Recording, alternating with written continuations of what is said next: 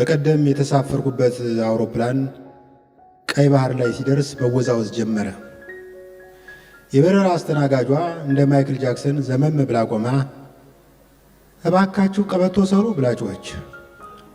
ከመደንገጥ የተነሳ ከግራ ጎኔ የተቀመጠውን ተሳፋሪ ቀበቶ ከኔ ጋር ደርቤ አሰረው።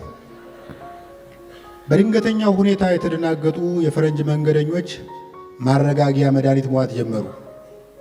እኔ ለአቅመ ሞት የደረሱ ኢትዮጵያዊ ብሆንም በስሱ መጨነቅ አልቀረም። ከመሞቴ አሟሟቴ ያሳሰበኝ። የባህር በራችን ጉዳይ ሳይለይለት ቀይ ባህር ላይ መሰዋት አልፈለጉም። የጃኬቴን ኪስ ስፈትሽ $500 አገኘሁ።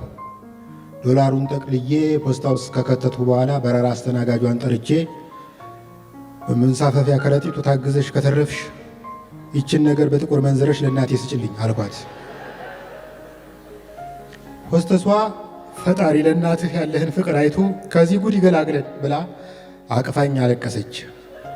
ሳታፈቅረኝ የቀረች አይመስለኝም። ይህ ሁሉ ሲሆን ከአጠገቤ የተቀመጠ አበሻ ተሳፋሪ እንቅልፉን ይለጥጣል። ከጥቂት ደቂቃ በፊት ከቤቱ ይዞት የመጣውን ሳምቡሳ ከቦርሳው አውጥቶ ብሮ ይችን ቁርስ እንቃመሳት ብሎ ቆርሶ ሰጥቶኝ ነበር። አሁን ሳየው አባቱ ቤት ውስጥ የተኛ እንጂ የሚናወጥ አውሮፕላን ውስጥ ላይ ያለ አይመስልም። የሚገርማችሁ ነገር አውሮፕላኑ ላይ የተሳፈረበት ዋና ዓላማ እንቅልፉን ለመተኛት እንደሆነ ያወቅኩት የሌት ልብስና የትራስጌ መብራት ሳይቀር ይዞ ገብቷል። እንቅልፍ በጣለው ፊቱ ላይ የኃይሌ ገብረስላሴን የሚያክል ዘርፈ ብዙ ፈገግታ ይታያል። መላእክት እያጫወቱት እንደሆነ ጠረጠሩ።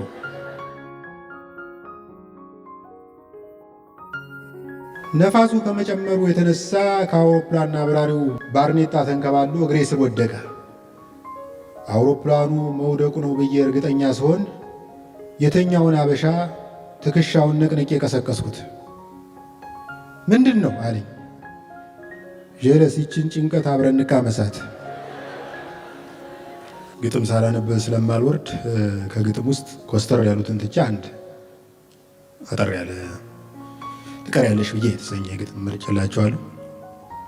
ትቀሪያለሽ ብዬ ግድ የለሽምና ከልብ ላፈቀረሽ 3 የተቀጣጥረን 4 ጊዜ ቀረሽ።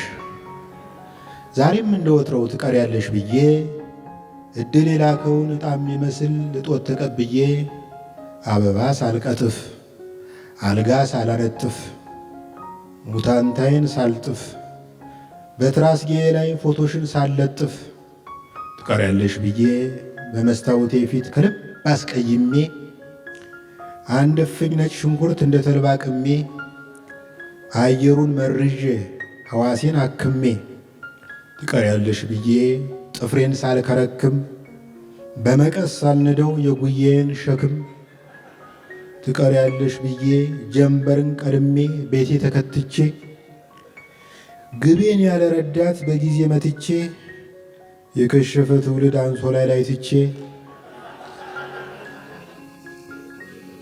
ልተኛ ስዘጋጅ እፎይ ብዬ አርፌ ልተኛ ስዘጋጅ እፎይ ብዬ አርፌ ከወደ በራፌ ውዴ ደርሻለሁ የሚል ድምፅሽ መጣ።